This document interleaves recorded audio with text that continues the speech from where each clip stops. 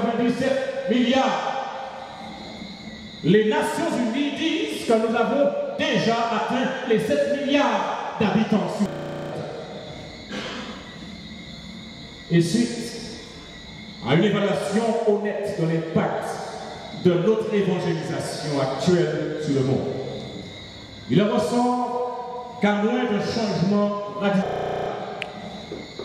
nous ne terminerons pas la mission confiée par Dieu dans cette génération. Parce que Voltaire, les jeunes disent le message adventiste au monde entier en cette génération. Et maintenant, il a dit en ma génération. Et ça signifie que le message doit être prêché de ma génération. Et lorsque nous regardons la croissance mondiale, nous serons tentés de dire que malgré tous nos plans et stratégies mis en place, nos ressources disponibles, nous serons incapables de la mission de Dieu pour sa gloire sur la terre. Et ça, c'est un regard humain. Et c'est pourquoi je voudrais vous dire ce soir que j'ai une bonne nouvelle pour vous. Amen. Et cette bonne nouvelle, c'est que Jésus-Christ a fait une promesse à son Église du Nouveau Testament. Et cette promesse qu'il a faite à l'Église du Nouveau Testament est valable pour nous aussi aujourd'hui. Amen. Oh mes chers amis, le défi de porter l'Évangile au monde entier n'est pas nouveau.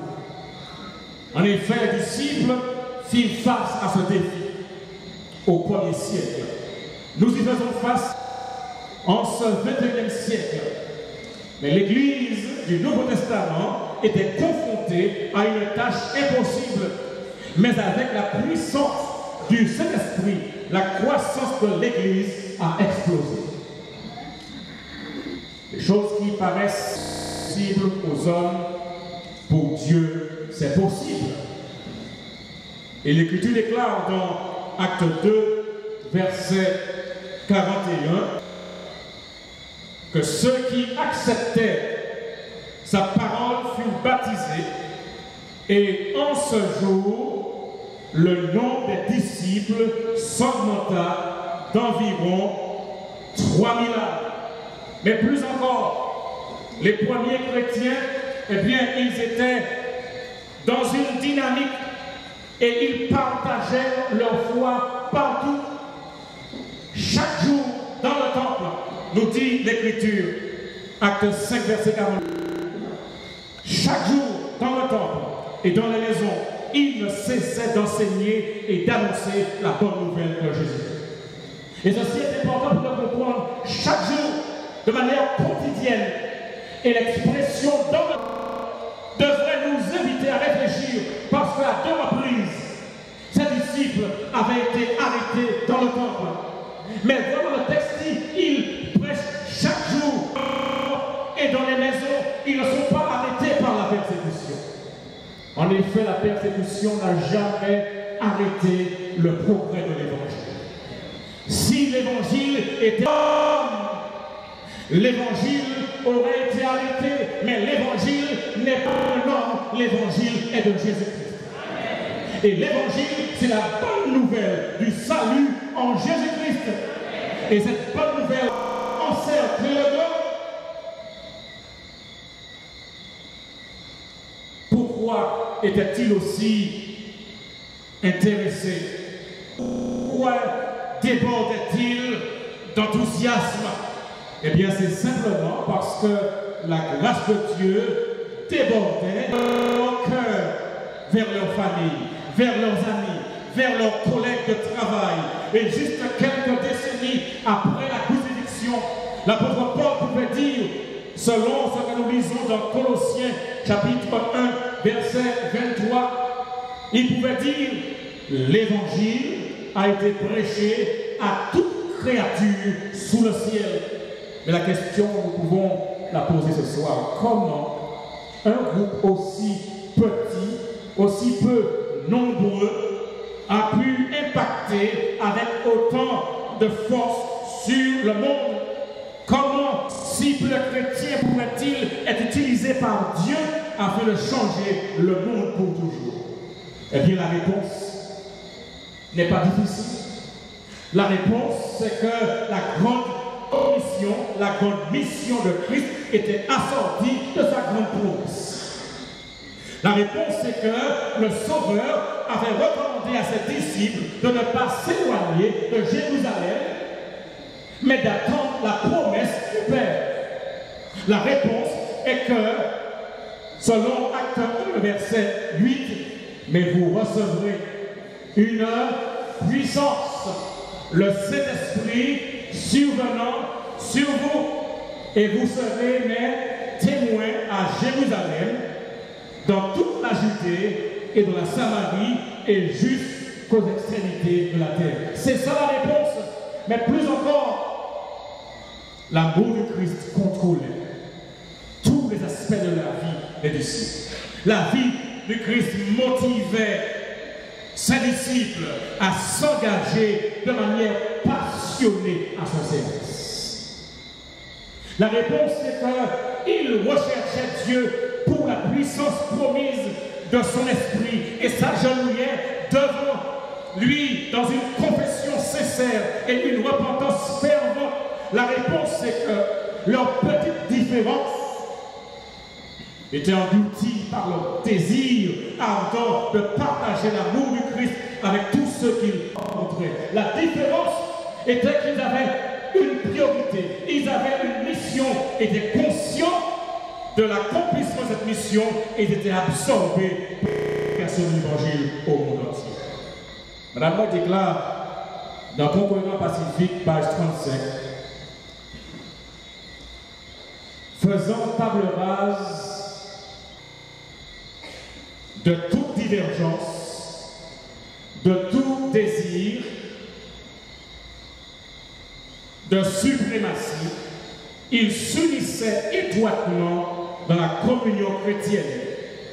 La tristesse emplissait leur cœur à la pensée qu'ils l'avaient si souvent peiné par leur lenteur à comprendre, par leur manque d'intelligence, au cours des leçons qu'ils cherchaient à leur inculquer.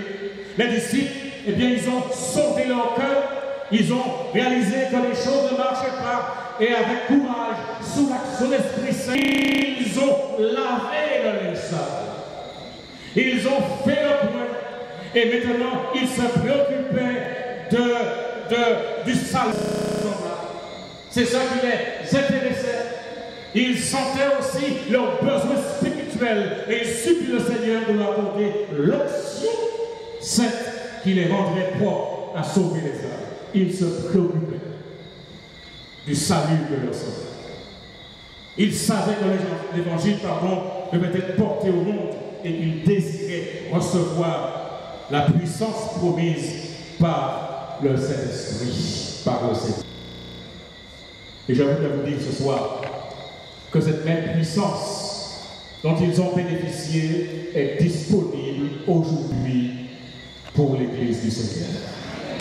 Cette même puissance qui a fait qu'ils aient pu bouleverser l'époque est disponible. La promesse de Christ à son Église des derniers temps est la même. Voyons ce qui est dit dans le chapitre 2, verset 23. Parce que Dieu a promis de répandre son Esprit Saint en abondance dans les derniers jours. Joël 2, verset 23. Et vous, enfants de Sion, soyez dans l'allégresse et réjouissez en l'Éternel votre Dieu, car il vous donnera la pluie en son temps. Il vous enverra la pluie de la première et de l'arrière-saison, comme autrefois. Et lorsque nous allons dans Joël 28, nous découvrons après cela, je répandrai mon esprit sur toute chair. Vos fils et vos filles prophétiseront. Vos vieillards auront des songes et vos jeunes gens des visions.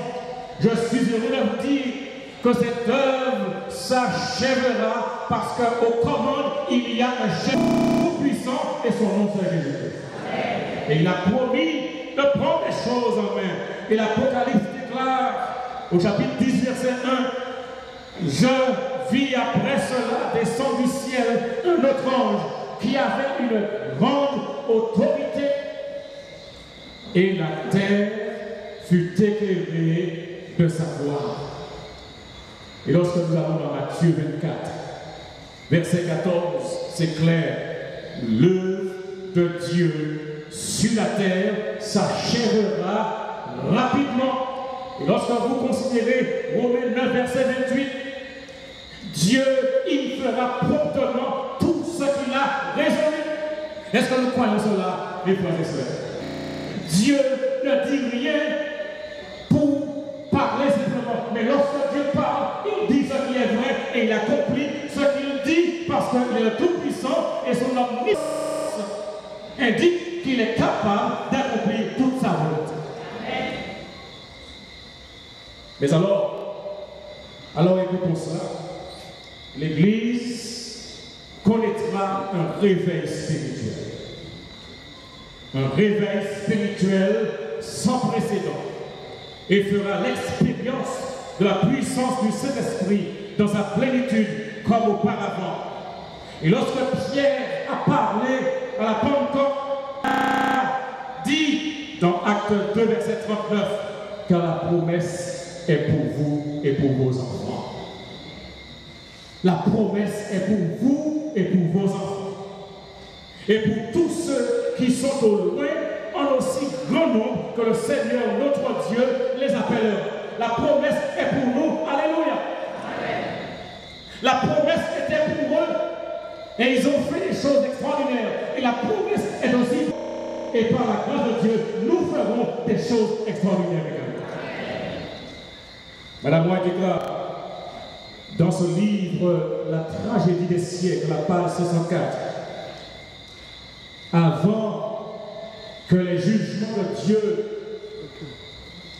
fondent sur la terre, il y aura au sein de son peuple un réveil de la piété primitive, tel qu'on n'a pas vu depuis les jours des apôtres. Dieu accordera à ses enfants l'esprit et la puissance d'en haut. Alors de nombreuses âmes sortiront des églises où l'amour du monde a supplanté l'amour de Dieu et sa parole. Beaucoup de pasteurs et de fidèles accepteront joyeusement les vérités que Dieu a fait proclamer en ce temps-ci pour préparer un peuple en vue de la seconde venue du Christ. Elle poursuit disant, des centaines de milliers de personnes accepteront le message des derniers jours de Dieu par l'enseignement et la prédication de sa parole.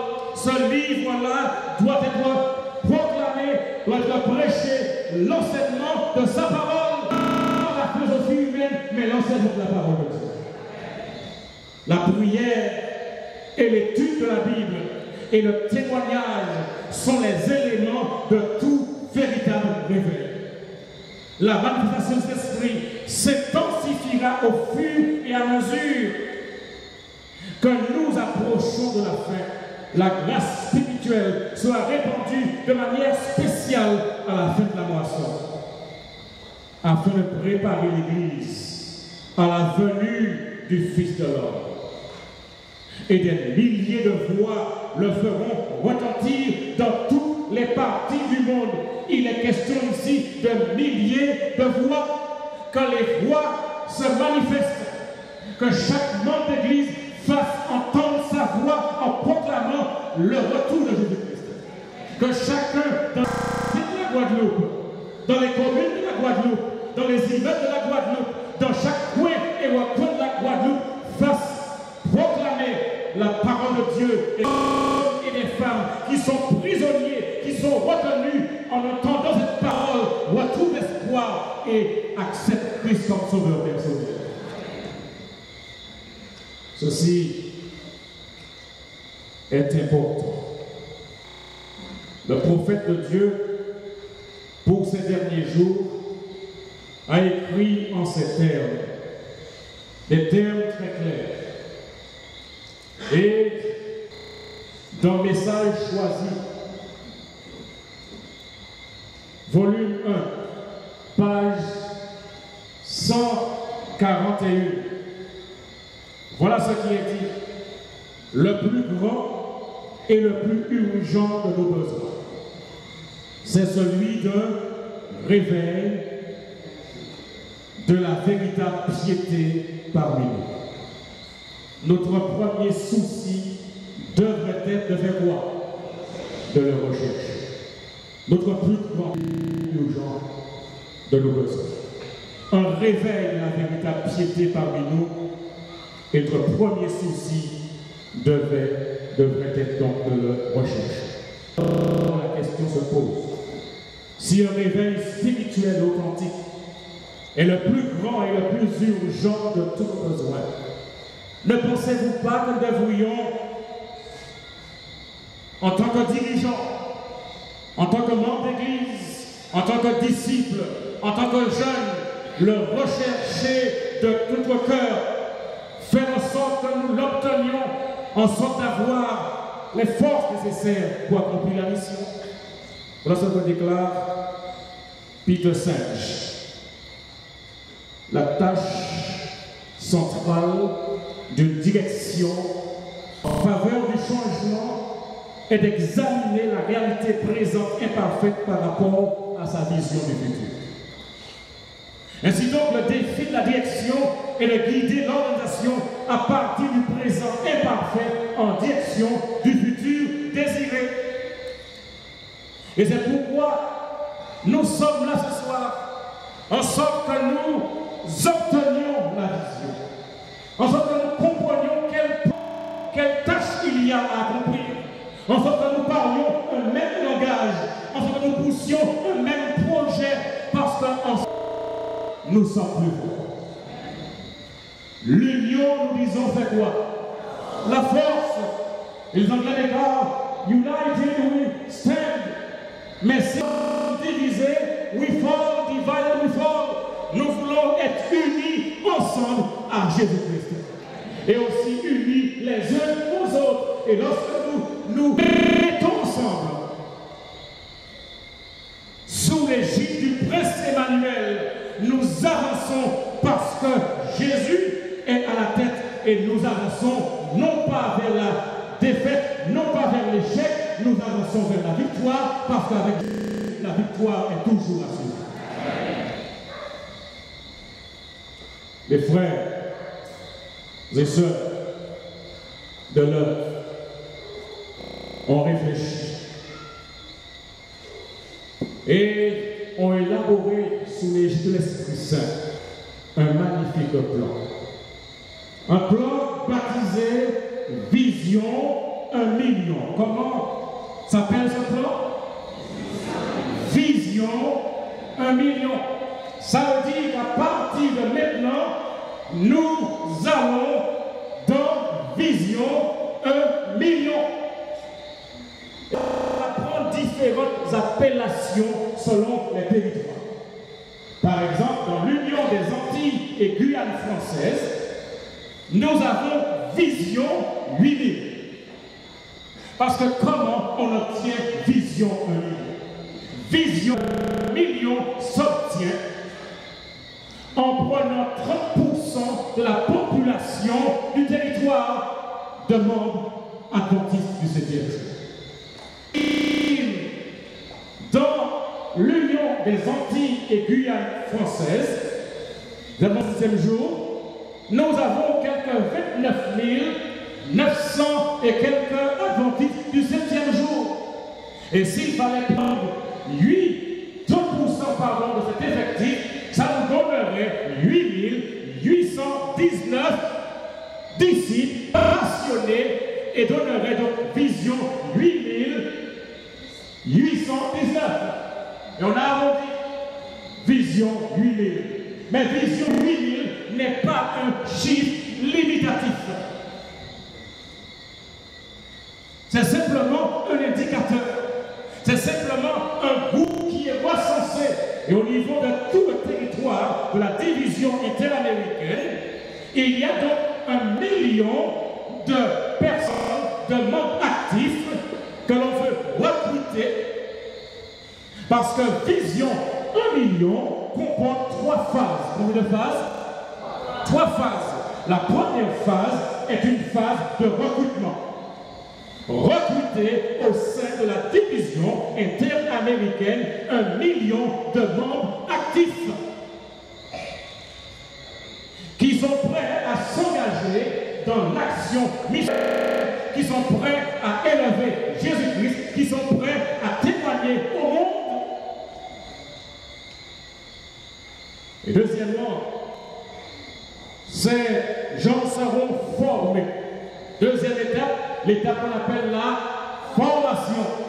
Recrutement, ensuite formation. Mais lorsqu'on est formé, c'est à vous asseoir. Lorsqu'on est formé, c'est pour faire se mettre au travail. On est formé et ensuite on est déployé. Vision 1 million. Vision 8000. 1 million de personnes. Initiative de discipulat de l'Église adventiste du 7e jour au sein de la division interaméricaine. Et ceci requiert de chaque membre d'église quelque chose de plus qu'un imaginaire religieux, quelque chose de plus qu'une religion de forme ou de parole. Cela requiert de chaque membre d'église une vie où il est constamment prêt pour le second retour de Jésus-Christ. Et quand je vous parle, mes frères et sœurs, ça signifie que c'est sérieux, parce que nous devons vivre comme si revenait ce soir. Nous ne comprenons pas notre vie. Nous ne savons pas à quel moment nous pouvons passer de vie à trépas. Et c'est pourquoi il faut être prêt. C'est pourquoi il faut se mettre au travail. C'est pourquoi il faut vivre cette urgence du retour de Jésus-Christ. Une vie qui a un impact dans les communes de la Guadeloupe. Une vie qui est calquée sur celle de Jésus. Vision million, c'est mobiliser les membres d'Église à s'engager dans un mode de vie de discipulat, passion. Vision 1 million, c'est former ses membres à vivre comme le font les disciples passionnés de Christ. Vision 1 million, c'est donner aux membres l'opportunité de découvrir les dons et les talents que Dieu leur a donnés, leur donner la capacité de déterminer comment ils peuvent utiliser ces dons et ces talents en vue d'accomplir la mission de Christ et préparer ces disciples passionnés à servir l'Église et la population de la Guadeloupe en motivant une fête spirituelle, en apportant une assistance en cas de relations dysfonctionnelles. Et nous savons tous les dégâts que le péché a occasionnés, comme le péché a séparé l'humanité, comme le péché a brouillé les choses. Mais Vision 1 million vise à rétablir les relations, des relations fonctionnelles. En nous appelons à travailler ensemble, à nous entraider, à nous aimer, à pousser dans la même direction et en même temps. Répondre aux besoins de la société en général. Ainsi donc, au moyen de Vision 1 million, tous les départements de l'Église trouvent un point commun de convergence par lequel ils exécutent la mission. Aussi donc, la division interaméricaine et l'Union des Antilles et Guyane françaises, Vision 1 million, Vision 8000, invite chaque membre d'église à l'adopter avec ardeur, alors que nous nous préparons nous-mêmes et préparons les autres à rencontrer Jésus-Christ. Maintenant, ceux qui sont engagés en tant que disciples passionnés, qui entrent dans l'armée du Seigneur en tant que soldats de Vision 1 million, sont caractérisés par leur désir ardent de servir le Seigneur. Ils aiment les activités de l'Église, régulièrement, ils y fréquentent parce qu'ils aiment la présence de Dieu. Ils aiment venir à l'église, ils aiment être dans les activités parce qu'ils ont un désir ardent de travailler pour Jésus. Ils sacrifient les ressources disponibles pour faire avancer la cause de l'évangile. Ils partagent leur foi avec enthousiasme avec leurs amis. Ils adorent le Seigneur. Amen. Non seulement le samedi, non seulement le sabbat, mais ils adorent le Seigneur chaque jour. Ils vivent tout ce qu'ils font, qu'ils mangent, qu'ils boivent, quel que soit ce qu'ils font, ils le font pour la gloire de Dieu. Ils cherchent constamment de nouvelles perspectives dans leur engagement de foi et font application personnelle. Ils se soumettent au Saint-Esprit de manière à vivre et avoir un style de vie qui est guidé par l'Esprit. Leur vie est sous l'égide de l'Esprit Saint. Ils font preuve d'une vigilance et ils sont prudents. Ils font tous les efforts conscients pour renoncer aux tendances pécheresses. Ces disciples utilisent avec joie leurs compétences, utilisent avec joie leurs ressources, leurs dons personnels pour aider ceux qui sont dans le besoin. Ils s'engagent dans un style de vie de méditation, un style de vie de prière et d'étude de la parole de Dieu. Et cela sur une base continue. Ils répondent. Cela et participe au réveil, participe à la réforme, participe à la prière et aux jeunes, à l'étude de la parole de Dieu, à l'étude des livres de l'esprit de prophétie. Ils sont toujours dans une démarche d'initiative générée au sein des petits groupes. Et tout cela, vision un vaste programme pour redynamiser l'Église.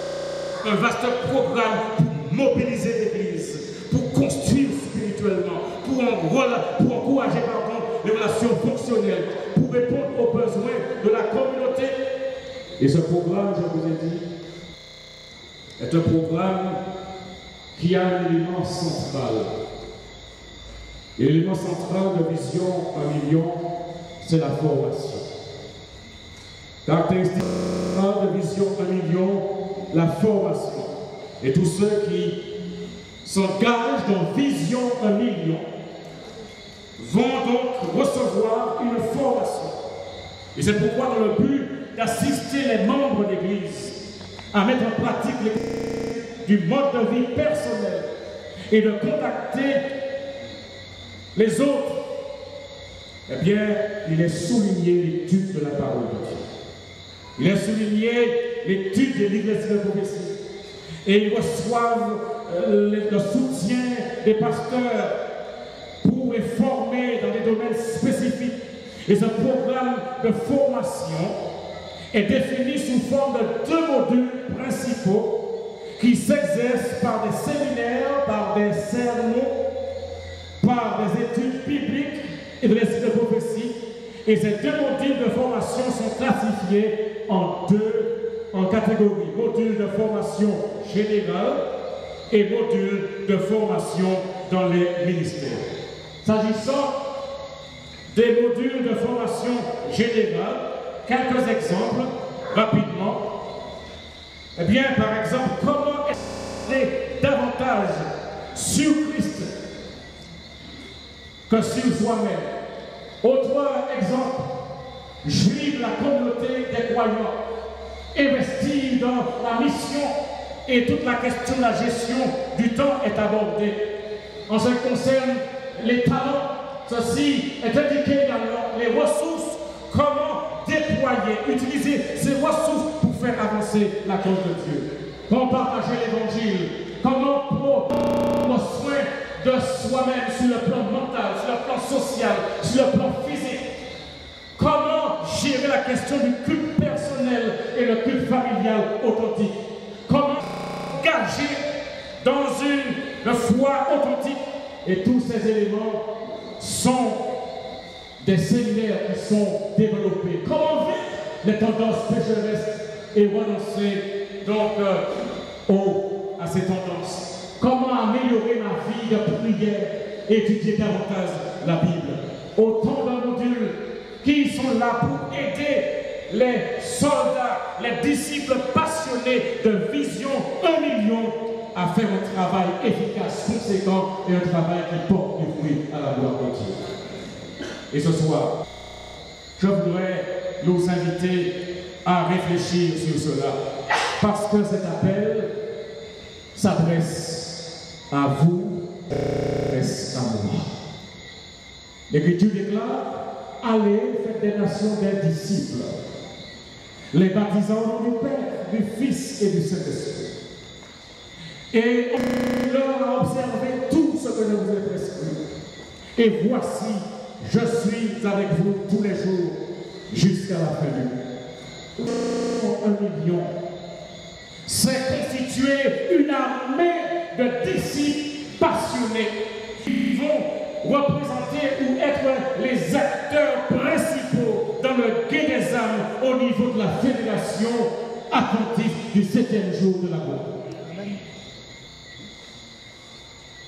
Des jeunes gens, des jeunes filles, des hommes et des femmes qui aiment Jésus, qui aiment travailler pour Jésus, et qui n'ont pas foi aux yeux, et qui n'ont pas peur, et qui veulent faire avancer la cause de Dieu ici en Guadeloupe, en ces temps, alors que notre monde est en train de vaciller. Alors que notre monde est dans la crainte. Alors que la crise s'amplifie et les gens ne savent où donner la tête pour leur dire qu'il y a une solution et la solution se trouve en Jésus-Christ. Les disciples qui vont se lever. Est-ce que moi aujourd'hui, je veux être un disciple passionné de Jésus-Christ? Est-ce que moi aujourd'hui, je veux dire à la question qui est posée, qui enverrai-je? Et je suis prêt à dire, me voici, envoie-moi. Combien ce soir sont prêts à dire, Seigneur, me voici, envoie-moi. Amen, là où vous êtes. Amen, amen. L'appel de Dieu s'adresse à moi. L'appel de Dieu est un appel puissant, un appel qui peut être le dernier, et Dieu est en train de rassembler un peuple pour impacter puissamment sur cette population, pour dire à nos cousins, pour dire à nos cousines, pour dire à nos tantes, à nos oncles, pour dire à nos frères, pour dire à nos sœurs, à nos voisines, à nos amis, à nos collègues de travail, et qui parfois vont la tête baissée, sont chargés de problèmes, de difficultés, et qui vont frapper aux portes des marabouts, des voyants, des témoigneurs, pour leur dire qu'il y a un pouvoir supérieur. Et que Jésus est capable de les soutenir, de les protéger, de les sauver pleinement. Qui se lèvera pour le faire? Et ce soir, nous avons une décision à prendre. Est-ce que nous voulons faire partie de l'armée d'1 million de la division interaméricaine? Ce plan a commencé déjà. Depuis le 3 septembre, ce plan a commencé de la division interaméricaine. Ce plan a été lancé le 8 octobre de cette année dans l'Union des Antilles et Guyane. Ce soir, nous sommes ici afin de renforcer cela, mais également afin de lancer un appel, afin de permettre à tous ceux et à toutes celles qui veulent s'ajouter à la grande armée de soldats missionnaires pour le Seigneur en cette génération. Vous avez reçu des feux, n'est-ce pas? Vous avez reçu des feux. Et nous sommes maintenant à l'heure de vérité, où chacun devra se décider, sans contrainte, sans opposition, chacun en son âme et conscience. Tous ceux et toutes celles qui veulent faire partie de Vision 1 million, de constituer ce groupe, ces acteurs principaux pour le gré des âmes, se préparer et préparer les autres à rencontrer Jésus-Christ. Et qui ce soir veulent dire, Seigneur, moi, Daniel Lassonnier, en tant que disciple de Christ, par la grâce de Dieu, je m'engage à être constant dans la prière. Je m'engage à être attentif à la parole. Je m'engage à proclamer au monde la parole. Je veux prendre cette décision ce soir. Et si telle est la décision, alors j'écris mon nom sur la feuille que j'ai reçue. Et s'il y a des gens qui n'auraient pas reçu de feuille, qu'ils se manifestent maintenant là où ils se trouvent, on leur apportera des feuilles. Il y a en quelque part une boîte avec ces feuilles. Et tous ceux et toutes celles qui n'ont pas reçu ces feuilles, gardez vos mains levées. On vous apportera une feuille. Parce que nous voulons que personne ne manque cette boîte et sous la chaise là. Nous voulons que personne ne rate l'opportunité de s'enrôler dans la grande armée de soldats prêts à avancer, prêts à se laisser former, prêts à se déployer dans les territoires pour que des hommes et des femmes, pour que des familles qui sont en détresse, pour que des jeunes qui pensent qu'il n'y a pas d'avenir, pour que des hommes et des femmes qui boivent du noir chaque jour et qui s'enfoncent dans les difficultés comprennent qu'il y a une échappatoire, il y a une solution. Que notre conversation soit empreinte de message du retour de Jésus-Christ. Et que toute la Guadeloupe se pose la question, mais qu'est-ce qui arrive à cet 27e jour? Je crois que Jésus-Christ revient bientôt. Et ce qui se passe en Europe, ce n'est pas du hasard. Nous avons, à travers ce qui se passe en Europe et à travers le monde, une démonstration prophétique. Et c'est pourquoi je dis, ce n'est pas l'heure pour nous de nous asseoir, mais l'heure est venue pour nous lever et de marcher avec la force que Jésus-Christ nous donne. Ce n'est pas l'heure pour nous de nous asseoir et de nous regarder, c'est l'heure pour nous de faire tout ce que nous devons faire afin que ceux qui croupissent dans le mal puissent savoir qu'il y a une solution et que Jésus aborde.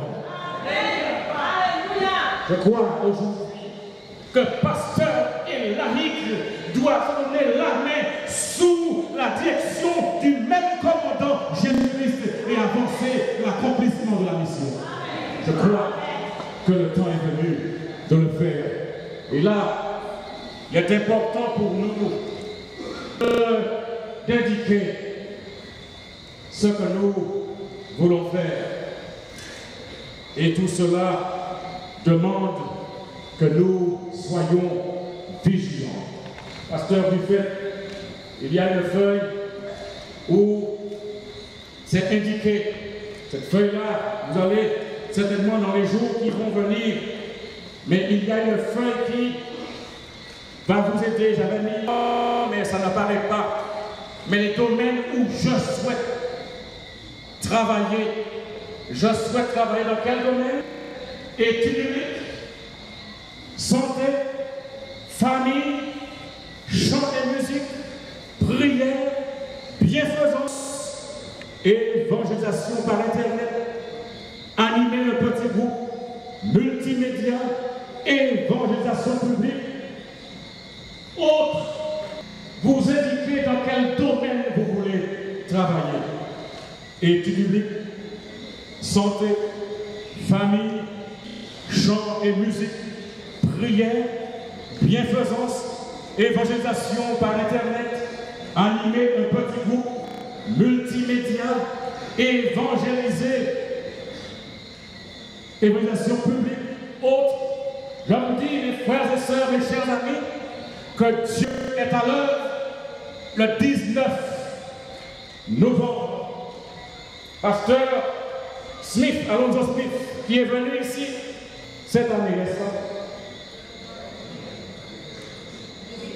Et il prêchait à Morija. Et le samedi 19 novembre, un baptême était organisé. Et ce message était retransmis à la radio. Et ce message était retransmis sur Internet. Et une jeune fille écoutait sur Internet. Et elle s'est sentie poussée à laisser sa maison et à se rendre au lieu où se tenaient ces conférences. Et je vous dis, ce jour-là, dans l'eau du baptême, j'étais présent. Et cette jeune fille est arrivée. Et elle a été baptisée. Au nom du Père, du Fils et du Saint-Esprit. Comment comprendre quelqu'un qui écoute par Internet?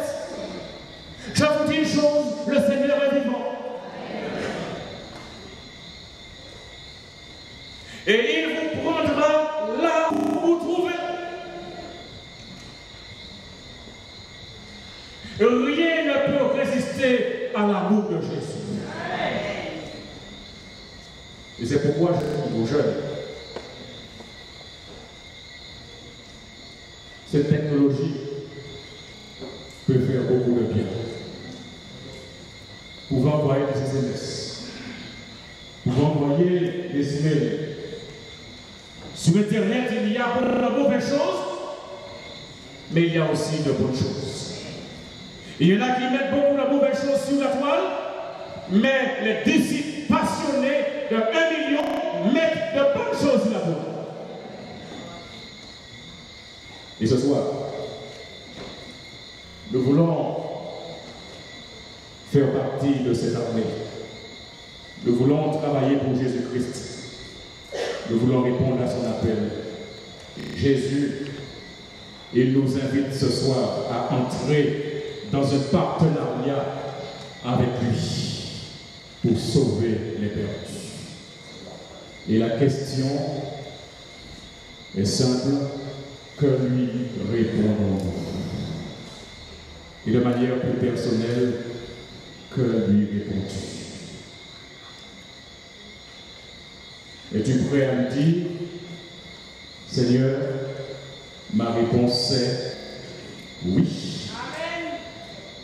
Je veux. Combien ce soir sont prêts à dire, Seigneur, ma réponse est oui, je le veux. Je vous invite dans cette heure. Pour qui répondent de cette manière, à répondre debout avec vos frères.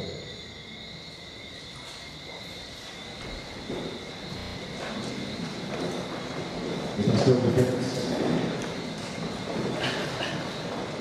à la fin, il faudra prier ceci.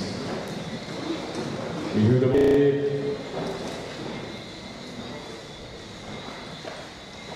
qu'on puisse ramasser ces feuilles. Et au fur et à mesure que ces feuilles sont ramassées, rappelez-vous de la décision que vous avez prise ce soir. Une décision de faire partie de l'armée de disciples passionnés. Vous avez répondu à l'appel de Jésus-Christ. Il y a un coupon que vous conservez pour vous et l'autre coupon, vous le remettez. Et je voudrais inviter maintenant l'Assemblée à remettre ces coupons. On va demander que l'on vienne remettre, mais on va tout simplement inviter les frères et les sœurs sous l'égide de pasteur Buffet à passer dans les rangs pour ramasser cette famille. C'est l'hôtesse qui ramasse cette famille. Jésus, je t'invite à entrer dans mon cœur. J'accepte ton partenariat. J'accepte de porter ton message dans toute la Guadeloupe, dans toutes les communes de la Guadeloupe, dans tous les quartiers de la Guadeloupe, à toutes les familles de la Guadeloupe, en sorte que un peuple soit préparé pour la venue de Jésus-Christ. Que cela est magnifique, que cela est extraordinaire d'être un soldat de Jésus. Un soldat de Jésus-Christ. Remettez cette feuille. Et après, nous allons prier avec le pasteur de Christ.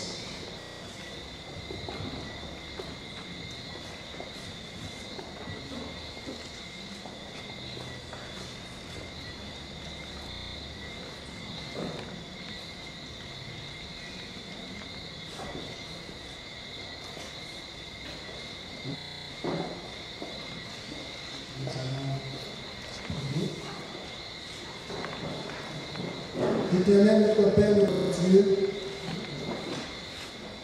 tout ce que tu ordonnes, tu le donnes. Ce soir, nous nous sommes donnés à toi, à ton appel, pour être de tes disciples, pour être comme Jésus, lui que tu as missionné pour sauver l'humanité. Il s'en est allé vers nous, ses associés, pour que dans la main avec lui, nous puissions saisir l'humanité et la tirer à toi. Amen. Nous sommes insuffisants pour cela, mais sous la direction et la puissance de ton Esprit Saint, tu vas galvaniser nos cœurs, nos pensées, notre âme, nos forces, nos ressources et tous nos talents pour que ta volonté s'accomplisse en nous, mais aussi par nous en ce temps-ci. Amen. Le temps est venu pour nous d'être un avec toi, un à toi, pour ne voir que comme tu vois et d'aller uniquement dans la direction que tu veux. Amen. Jésus est descendu, il a été, il est remonté, il revient maintenant, il compte sur nous pour préparer son retour. Anime-nous de ton esprit. Amen. Et que comme les apôtres, nous puissions répandre cette bonne nouvelle pour dire Jésus vient bientôt. Amen. Merci de nous accepter et merci de nous utiliser. Nous te prions au nom de Jésus et pour ta gloire. Amen. Vous continuez à remettre les feuilles. Nous ne voulons rater aucune feuille. Vous remettez la deuxième partie coupon à retourner et vous conservez le premier coupon en souvenir.